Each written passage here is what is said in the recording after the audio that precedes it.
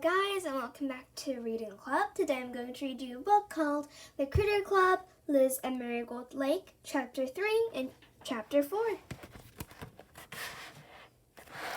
Chapter 3, Shivers and Jitters. Last one to the floating platform is a rotten egg, Liz shouted. She dove off the boat dock into the lake. She swam toward the platform. When she came up for air, she looked around. Where were her friends? Liz looked back at the boat dock. Marianne was shivering. Wrapped in her towel, Ellie and Amy were dipping their feet in the water. Ellie called out to Liz, "It's kind of cold, isn't it?" "Not really," Liz called back. "Just jump. It's great once you're in the lake." But the girls didn't look so sure, so Liz swam back to them. Liz climbed out onto the boat dock. "I have an idea," she said to them. "Let's hold hands. On the count of 3, we'll all jump in together, okay?" The girls looked at each other. One by one, they each nodded. 1, 2, 3. They all jumped in with a splash. When her head popped up, Amy squealed loudly. "Eek! It's freezing!" exclaimed Ellie, half laughing. Oh my gosh, said Marianne, treading water. "Keep swimming, follow me," called Liz. "You'll roll 'em up, I promise." The girls played Marco Polo and swimming tag. Soon they were having a blast. They floated on their backs and looked for pictures in the clouds. They talked while blowing bubbles in the water, seeing if each other could understand. They were all laughing when they climbed onto the floating platform in the middle of the lake. The sun-warmed wooden planks felt nice as the girls stretched out to rest.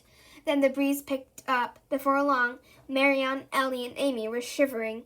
"I think I'm ready to go in," Marianne said. Her teeth chattered. "Oh," said Liz. "Okay." She had hoped they would spend a while doing silly jumps off the platform, but she didn't want her friends to be cold, so they swam back to shore. Back on land, the girls changed into dry clothes. Liz's dad offered to take them on a nature walk. "We can collect cool leaves," Liz suggested. "Then I'll show you how to make some fun leaf prints." Ellie smiled. "Nature plus art," she said. "Sounds like Liz, all right." The girls laughed as they followed Liz's dad toward the nature trail. Stuart waved from the cabin porch. "Have fun, watch out for snakes," he called. Ellie stopped in her track.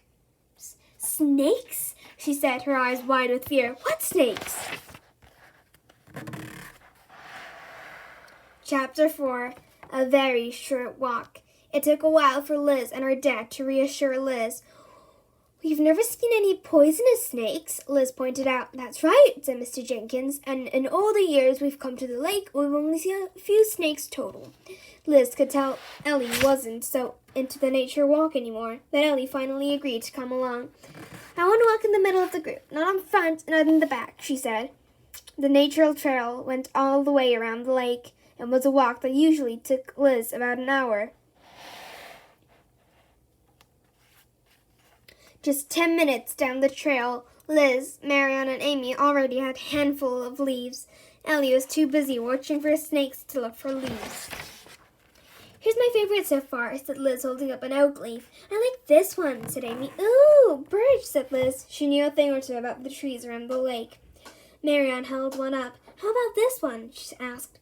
"Maple for sure," Liz replied. "So pretty." Ellie sighed. "Oh, I'm being ridiculous," she said. "I want to find a special leaf, too." She took one step off the trail, reaching down for a leaf. Her foot came down on the very end of a long stick, the other end propped up from underneath a pile of leaves. Ellie jumped up and screamed, "Ah!